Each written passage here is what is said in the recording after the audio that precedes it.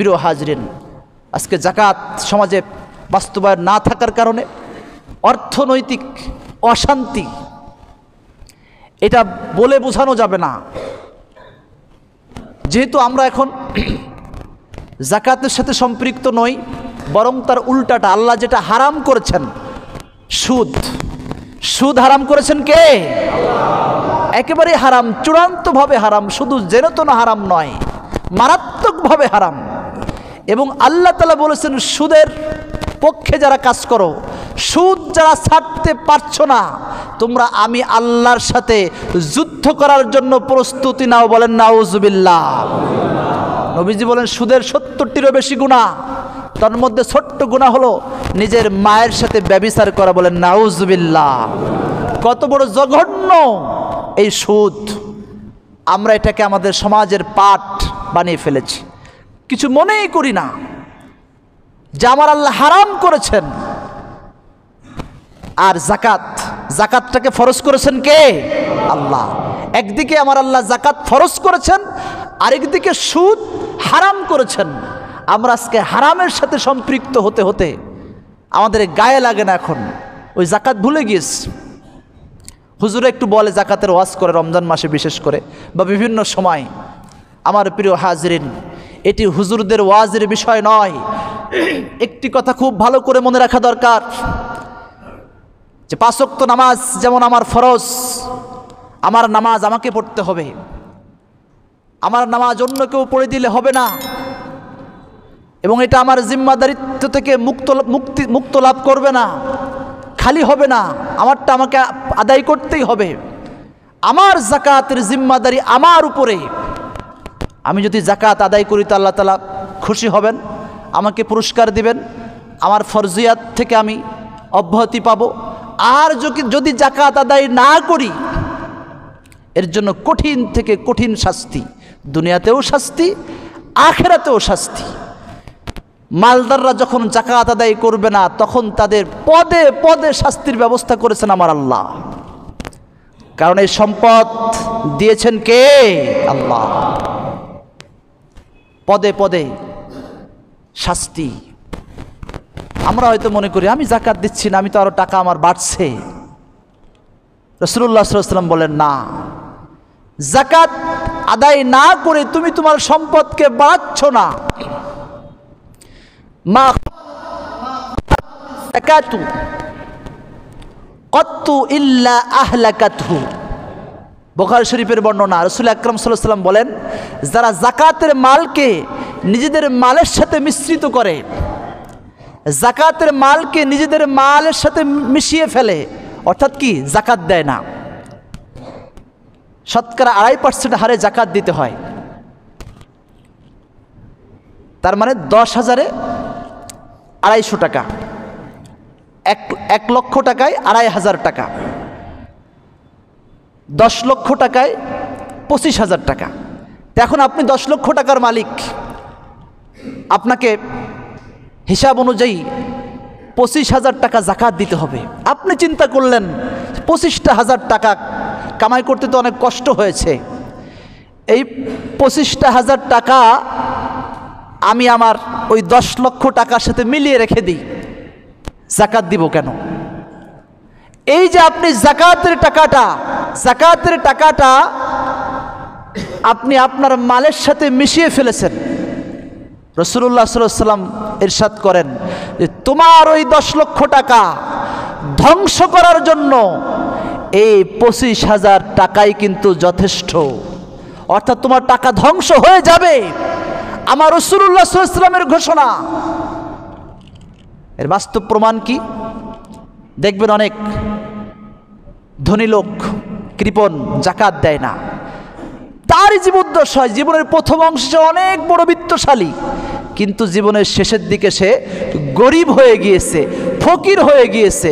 এরকম নজির আমাদের কাছে আছে না নাই? অ্যাভেলেবল আছে। যে একসময় অনেক টাকার মালিক ছিল, এখন কিচ্ছু নাই। খবর নিয়ে দেখবেন সে যাকাত দিত না, যাকাতটাকে সে জুলুম মনে করত, সে যাকাতের টাকাকে নিজের টাকার সাথে সংমিশ্রণ করে ফেলেছিল।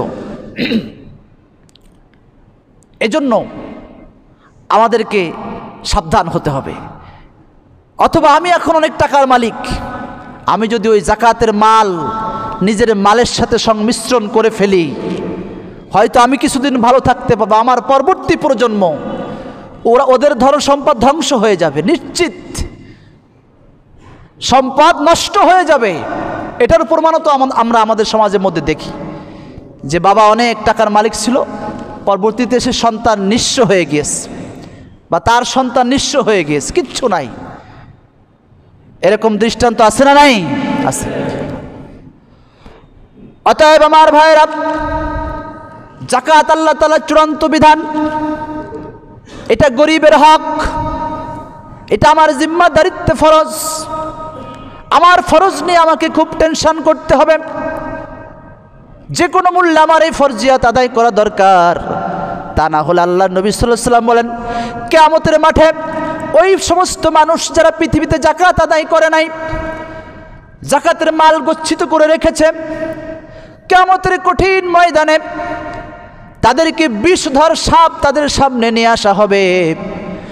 বিষধর সাপ গলার মধ্যে পেঁচিয়ে দুই গালের মধ্যে দংশন করতে থাকবে, আর ওই সাপের জবান খুলে যাবে। সাপ বলবে, আনা মালুকা আনা কানসুকা, আমি তো তোমার ওই সম্পদ, যে সম্পদ তুমি গোপন করে রেখেছিলে, যাকাত দিতে না, আমি তোমার ওই গচ্ছিত সম্পদ যা তুমি ব্যাংকে ডিপোজিট করেছিলে, যাকাত আদায় করো নাই, আমি কিন্তু তোমার সেই প্রিয় সম্পদ। এই কথা বলতে থাকবে, আর বিষধর সাপ বারবার দংশন করতে থাকবে। বলেন নাউজুবিল্লাহ।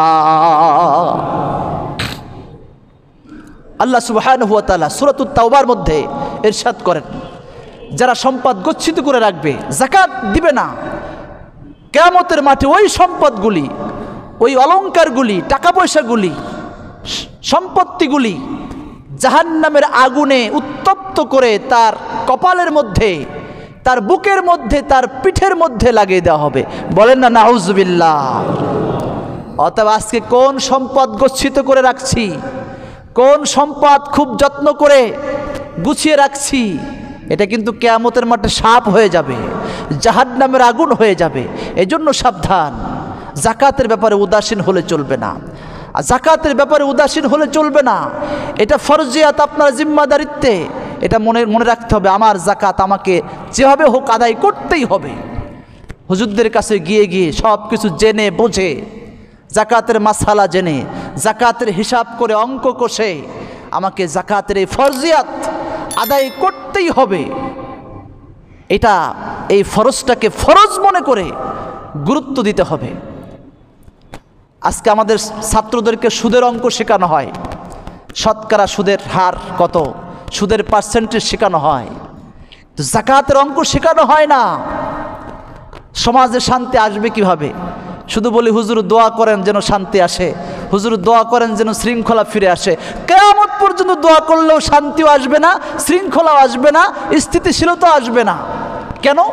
সমাজ তো সুদ ভিত্তিক সমাজ, সমাজটা প্রতিষ্ঠিত করেছে সুদ দিয়ে। অতএব আল্লাহ যেটা দিয়েছেন আমাকে সেটা মানতে হবে। আল্লাহ দিয়েছেন যাকাত, আর আমরা যাকাত বাদ দিয়ে গ্রহণ করলাম সুদ। আল্লাহ আমাদেরকে হেফাজত করেন, সকলে বলে আমিন। আমার ফরজিয়াত আমাকে জেনে, যেহেতু যাকাত ফরজ, বিত্তশালীদের জন্য যাকাতের মাসালা জানাও কি ফরজ। হুজুরদেরকে গিয়ে আপনাদের কাছে জানানো এটা হুজুরদের জন্য ফরজ নয়, আপনারটা আপনাকে জানতে হবে, ঠেকাটা আপনার। কথা বুঝতে পারেন নাই? যেহেতু ফরজ আপনার উপরে, এটা যেভাবে হোক, যে কত টাকা আছে, কিভাবে যাকাত আদায় করব, কাকে দিব, কিভাবে দিব, সব কিছু জানা এটা আপনার জন্য কি ফরজ। এই জন্য ফরজটাকে ফরজ মনে করে গুরুত্ব দিতে হবে। আজকে তো আমরা মনে করি যে আমি যাকাত দিচ্ছি, এটা আমার বিশাল বড় একটা ক্রেডিট।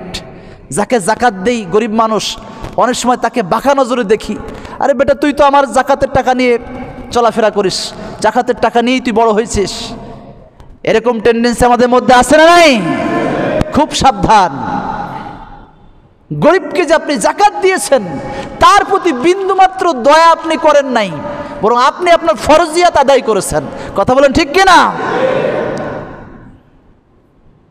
আপনি আপনার ফরজ আদায় করেছেন, ঠেকাটা আপনার। কারণ ওই গরিব যদি জাকাত নেয় অথবা না নেয় তাতে তার কিচ্ছু আসে যায় না, কিন্তু আপনি যদি জাকাত দিতে না পারেন জাহান্নাম অবধারিত। কথা বলেন ঠিক কিনা? এই জন্য নিজের এই ফরজিয়াতটাকে নিজের জিম্মাদারিত্বে গুরুত্বের সাথে দেখতে হবে। অসহায় মিসকিন যারা তাদের খুঁজে খুঁজে, জাকাতের হকদার যারা তাদেরকে খুঁজে খুঁজে দিয়ে দিতে হবে। অনেক সময় দেখি আমাদের দেশে বিভিন্ন সময় শোনা যায় যে মাইকিং করে বিভিন্ন জায়গায় জড়ো করে বিশাল আয়োজন করে বিশাল উৎসব করে সেখানে গরিব মানুষ, অসহায় মিসকিন মানুষ একত্রিত হয়ে তারা অনেক সময় পদপিষ্ট হয়ে মৃত্যুবরণ করার খবরও আমরা শুনে থাকি। এটা আসলে আমাদের সামাজিক অবস্থা, শরিয়াত যেই দৃষ্টিকোণ থেকে ইবাদতের কথা বলেছেন আমাদের সমাজে অনেক ক্ষেত্রে সেগুলো উপেক্ষিত। যা আমরা মনে করি যে আমি তো ধনী মানুষ, বিশাল বড় কোটিপতি, শিল্পপতি, অনেক নামি দামি মানুষ, আমি জাকাত দিব, মাইকিং করব, মানুষে জানবে যে অমুক সাহেব জাকাত প্রদান করছে।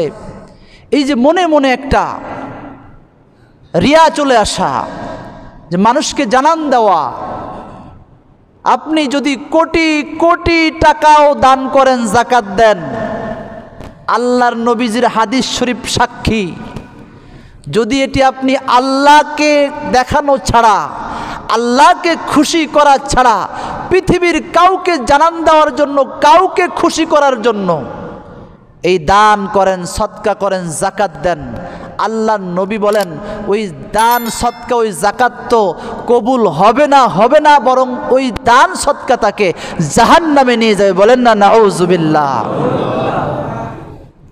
এই জন্য ইবাদতটাকে ইবাদত মনে করতে হবে, উৎসব মনে করলে চলবে না যে একেবারে ঢাকঢোল পিটিয়ে সবাইকে জানিয়ে একেবারে আমি বিশাল বড় জাকাতদার, দানশীল, বিত্তশালী, এরকম মনে করলে চলবে না। ইবাদত ফরজ ইবাদত, গুরুত্বপূর্ণ ইবাদত। ইবাদতটাকে ইবাদত মনে করে আমাকে এই জাকাত কমপ্লিট করতে হবে। প্রিয় হাজরিন, জাকাতের ব্যাপারে আজকে আমাদের উদাসীনতা চরমে। আল্লাহ তাআলা ধনীদের পক্ষ থেকে ধনীদের সম্পদগুলো গ্রহণ করে গরিবদের, অসহায় মিসকিনদের, যাদেরকে আল্লাহ তাআলা সম্পদের মালিক বানান নাই, আমি আগেই বলেছি সম্পদের মালিক বানান কে? আল্লাহ। দুই ভাই, একই মায়ের সন্তান, একজন অনেক টাকা পয়সার মালিক, আবার আরেকজন অসহায়, বেশি টাকা পয়সার মালিক না, গরিব মানুষ। এরকম আছে না নাই? তার মানে হলো আমার আল্লাহ মালিকানা বুঝিয়ে দিচ্ছেন যে আমি যাকে ইচ্ছা সম্পদের মালিক বানিয়ে দেই, আবার যাকে ইচ্ছা সম্পদের মালিক বানানো থেকে বিরত থাকি। অতএব যারা সম্পদের মালিক আছো, তোমরা অসহায় যারা, বিত্তহীন যারা, তাদেরকে তাদের প্রাপ্য পৌঁছে দাও। এই জাকাত গরিবদের প্রাপ্য, তাদের হক, এটা তাদের প্রতি দয়া নয়। আজকে সামাজিক বৈষম্য তৈরি করেছি আমরা, জাকাত দিতে চাই না, কৃপণতা করি, বখালাতি করি, দান সৎকার হাত আমরা সংকুচিত করে ফেলি। এজন্য সমাজে এই জাকাত ভিত্তিক সামাজিক অবস্থা বাস্তবায়ন না থাকার কারণে কি হচ্ছে? ধনী আরও ধনী হচ্ছে আর গরিব আরও গরিব হচ্ছে। কথা বলেন ঠিক কিনা? সুদী ব্যবস্থায় এটা তো গরিবদের উপরে, গরিবদের মারার একটা ব্যবস্থা, যে ধনীরা টাকা দেয় গরিবদেরকে সুদভিত্তিক, আর বসেন সুদভিত্তিক, বসেন সুদভিত্তিক টাকা দিবে ধনীরা গরিবদেরকে, আর গরিব ওই টাকা পরিশোধ করতে গিয়ে একেবারে হিমশিম খেয়ে যায়। এজন্য আমাদেরকে ধনী যারা মনে করতে হবে যে আমরা গরিবদের হক যথাযথভাবে সুন্দরভাবে আদায় করি, আমরা গরিবদেরকে তাদের প্রাপ্য দিয়ে দেই। এজন্য আমাদেরকে লক্ষ্য রাখতে হবে যে আমরা ধনীরা, বিত্তশালী যারা, আমরা যাতে গরিবদের যথাযথ হক, গরিবদের যথাযথ অধিকার যথাসময়ে তাদের কাছে পৌঁছে দিতে পারি, এ বিষয়ে আমাদেরকে অবশ্যই লক্ষ্য রাখতে হবে। আজকে অধিকাংশ মুসলমান, যদিও রাষ্ট্রীয়ভাবে জাকাতের বিধান আমাদের সমাজে কায়েম নাই, রাষ্ট্রীয়ভাবে সালাত মানে প্রতিষ্ঠিত নাই, এটা যদি ইসলামী শরিয়াত মোতাবেক রাষ্ট্রীয়ভাবে প্রতিষ্ঠিত থাকতো তখন আর আমাদের এত টেনশন করা লাগতো না। রাষ্ট্র সব কিছু ফয়সালা করে দিত যে 5 ওয়াক্ত সালাত আদায় করতেই হবে, এই কথা না বলি, 5 ওয়াক্ত সালাত আদায় করতে হবে, না হলে শাস্তি। জাকাত ধনী দ্বারা তাদেরকে জাকাত আদায় করতে হবে, না হলে শাস্তির বিধান।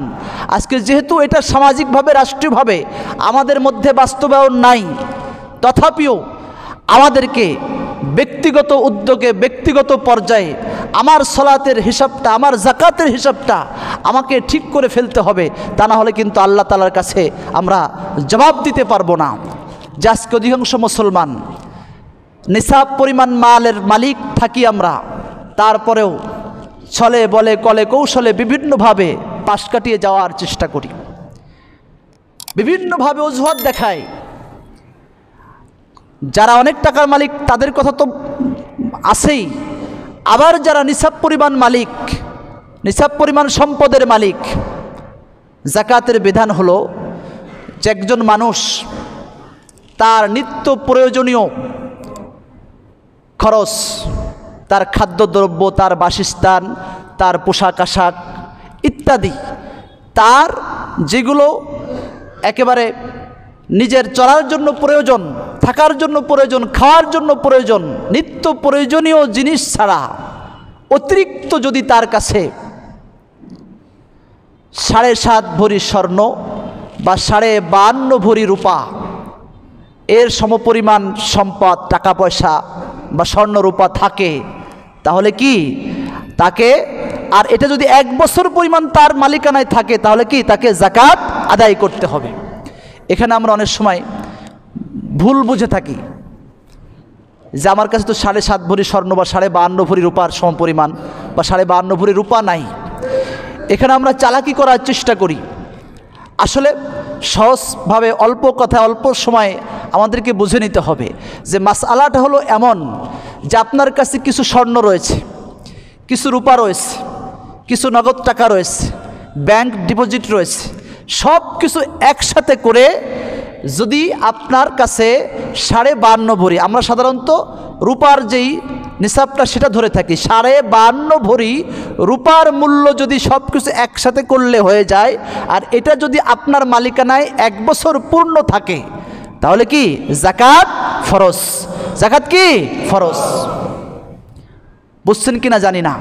যা এককভাবে নাই, কিন্তু স্বর্ণ অলংকার কিছু আছে, রূপা আছে, টাকা আছে কিছু কাছে, কিছু ব্যাংকে, সব কিছু মিলিয়ে একসাথে করে হিসাব করতে হবে। এখন যেহেতু আমরা রূপার নিসাবটা ধরে থাকি, 52.5 ভরি রূপার বর্তমান মূল্য ক্যারেট ভেদে যদি আমরা নিচের দিকে ধরি, আজকে হিসাব করে দেখলাম প্রায় 65,000 টাকার মতো। 65,000 টাকা এটা আপনি সাহেবে নিসাব হওয়ার জন্য যথেষ্ট। অর্থাৎ সব কিছু মিলিয়ে আপনার কাছে 65,000 টাকা রয়েছে, 1 বছর যাবত আপনি এই টাকার মালিক, তাহলে আপনার কি দিতে হবে? জাকাত দিতে হবে। এখন এই 60, 70, 80,000 টাকা নাই এমন কিন্তু লোক খুব কম। প্রায় মানুষের কাছে আমাদের কিছু গচ্ছিত টাকা থেকে থাকে, কিন্তু এটা খবর রাখি না, মনে করি যে তো এই অল্প টাকা জাকাত দিতে হবে না। না, এই পরিমাণ সম্পদ যখন আপনার কাছে থাকবে, 40 ভাগের 1 ভাগ অর্থাৎ শতকরা 2.5% হিসাব করে আপনাকে জাকাত দিয়ে দিতে হবে। জাকাতের ক্ষেত্রে উদাসীনতা দেখালে চলবে না, ফাঁকিবাজি করলে চলবে না। আমরা অনেক সময় আল্লাহকে ধোঁকা দিতে চাই। ওই যে ঋণের কথা, ঋণ প্রায় সময় শুনে থাকি, হুজুর আমি তো ঋণ আছি, আমার তো জাকাত দেওয়া লাগবে না। কত সহজ কথা, সুন্দর কথা, চালাকি কথা এটা। এটা আমাদেরকে বুঝতে হবে। এই মাসালা নিয়ে আমরা অনেক সময় চালাকি করি যে আমি তো ঋণ আছে, আমার জাকাত দিতে হবে না। কে বলেছে আপনাকে? আপনি ঋণ আছেন ভালো কথা, ঋণ শোধ করেন না কেন? কিছু লোক আছে ঋণগ্রস্ত, কিন্তু সে ওই ঋণ পরিশোধ করে না, আবার সেটার থেকে জাকাতও আদায় করে না। এজন্য যারা ঋণ আছেন, আপনার কাছে কেউ টাকা পাবে, আপনি আগে টাকাটা শোধ করে দেন। আপনি টাকাও শোধ করবেন না, আবার বলবেন আমি ঋণ আছি জাকাতও দিব না। এটা তো হতে পারে না। ইসলাম আগে আপনাকে ঋণের কথা বলেছেন যে আপনি নিসাব পরিমাণ সম্পদের মালিক, আপনি ঋণও আছেন, হ্যাঁ আগে আপনি ঋণ পরিশোধ করে দেন। এই ঋণ পরিশোধ করার পর যদি আপনার কাছে নিসাব পরিমাণ সম্পদ থাকে তখন আপনি জাকাত দিয়ে দিবেন। কিন্তু আমরা কি করি, ঋণও পরিশোধ করি না, আবার জাকাতও আদায় করি। ঋণ পরিশোধ না করলে আপনার কাছে তো নিসাব পরিমাণ সম্পদ থেকেই গেল, 1 বছর যাবৎ সেই টাকা আপনার কাছে রয়েছে, আপনি জাকাত দিবেন না কেন? অতএব আগের কথা হলো ঋণ পরিশোধ করতে হবে, এটাই সবচাইতে বড় কথা। কিন্তু যারা ঋণ পরিশোধ করব না তাদের কি করতে হবে? নিসাব পরিমাণ সম্পদ হলে অবশ্যই জাকাত আদায় করে দিতে হবে। এখানে গাফলতি করলে চলবে না, আল্লাহর সাথে ধোঁকাবাজি করার, ফাঁকিবাজি করার কোনো সুযোগ নাই। প্রিয় হাজরিন, আমাদের সমাজে আরেকটি সমস্যা আছে যার দ্বারা আমরা জাকাত নষ্ট করে ফেলি, জাকাতের হক আদায় করতে পারি না। সেটি হলো আমাদের কাছের মানুষ, জাকাত প্রত্যাশী গরিব মানুষ, কাছের মানুষ, নিকটাত্মীয় মানুষ, আমরা তাদেরকে জাকাত দেই না, তাদেরকে দান সৎকা করি না। দূরের যারা অন্য মানুষ যারা, তাদেরকে দেখি আমরা জাকাত প্রদান করি। রাসূলুল্লাহ সাল্লাল্লাহু আলাইহি ওয়াসাল্লামের একটি হাদিস শরীফ দেখলাম আজকে। আল্লাহ নবী সাল্লাল্লাহু আলাইহি ওয়াসাল্লাম সতর্ক করেছেন, সাবধান করেছেন যে ওই আল্লাহর কসম, আল্লাহি আল্লাহি, ওই আল্লাহর কসম যার হাতে আমার প্রাণ, যাদের আত্মীয় স্বজনদের মধ্যে যারা দান সৎকা প্রত্যাশী অর্থাৎ গরিব মানুষ, তারা যদি আত্মীয় স্বজনকে দান সৎকার না করে অন্য মানুষকে দান সৎকা করে, এই দান সৎকা আল্লাহ তাআলা কবুল করবেন না। কঠিন কথা যে আপনার কাছের মানুষ, আপনার আত্মীয়, আপনার খুব ঘনিষ্ঠ, তাদেরকে আপনি কিছুই দেন না, ওই দূরের মানুষদেরকে দেন নাম কেনার জন্য। এজন্য জাকাত দিবেন কাকে কাকে সংক্ষেপে বলি, বুঝে নিতে হয়। সর্বপ্রথম আপনার ভাই বোন, গরিব মানুষ, এক ভাই অনেক সম্পদের মালিক, আর ভাই গরিব, আছে না নাই? আপনার ভাই বোন আপনার কাছ থেকে তারা যদি গরিব হয়, তারা যদি জাকাত প্রাপ্য হয়, অসহায় হয়, আপনার ভাই বোনকে আগে দিবেন, ভাই বোনের ছেলে মেয়েদেরকে আগে দিবেন। এরপর আপনার চাচা ফুফু, তারা যদি গরিব হয় তাদেরকে দিবেন, তাদের ছেলেমেয়েরা যদি গরিব হয় তাদেরকেও দিবেন। এরপর আপনার মামা খালা, তারা যদি গরিব হয় তাদেরকে দিবেন, তাদের ছেলেমেয়ে যদি গরিব হয় তাদেরকে দিবেন। এরা হলো আপনার সবচাইতে কাছের। এরপর আপনি জাকাত দিতে পারবেন না আপনার মা বাবাকে, আপনার নসল, আপনার মা বাবাকে আপনি জাকাত দিতে পারবেন না। আপনি সন্তান, অনেক বড় ধনী মানুষ, আপনার মা বাবা দেখাশোনার দায়িত্বটা আপনার জন্য ফরজ। অতএব এখানে মা বাবাকে জাকাত দিতে পারবেন না, বা মা বাবার উপরের স্তরের দাদা দাদি নানা নানি তাদেরকেও দিতে পারবেন না। আবার আপনার সন্তান, ছেলে মেয়ে, তাদেরকেও জাকাতের টাকা দিতে পারবেন না, কারণ তাদের দেখাশোনা করা এটাও আপনার জন্য ফরজ। আপনার ছেলে মেয়ে বা তাদের ছেলে মেয়ে যত নিচে যান তাদেরকে জাকাত দিতে পারবেন না। প্রিয় হাজিরিন, বিশেষ করে নিকটাত্মীয় যারা, ভাই বোন যারা, চাচা ফুফু যারা, মামা খালু যারা, এই কাছাকাছি যারা আছে এদেরকে খোঁজখবর নেওয়া, এদের দেখাশোনা করা, এদের মধ্যে যদি কেউ জাকাত প্রাপ্য হয়, জাকাতের হকদার হয়, তাদের কাছে সসম্মানে সেটি পৌঁছে দেওয়া, এটা আপনাকে ফরজ মনে করতে হবে। যে আমি আরেকজনের প্রতি দয়া করছি এরকম না, যেটা আপনার টেনশন যে আপনাকে জাহান্নাম থেকে বাঁচতে হবে, আপনাকে জাহান্নাম থেকে, শাস্তি থেকে, সাপের দংশন থেকে, জাহান্নামের আগুনের উত্তপ্ততা থেকে আপনাকে বাঁচার চেষ্টা করতে হবে। এজন্য আর আপনার নিজের উদ্যোগে জাকাতের সমস্ত বিষয় আলেম ওলামাদের কাছ থেকে জেনে নেবেন। ডিটেলস বলা এখানে সম্ভব না। আলেম ওলামাদের কাছ থেকে আপনাকে জেনে নেওয়া, যেহেতু আপনি ধনী, এটা মাসালাগুলো জানাও কি আপনার জন্য ফরজ।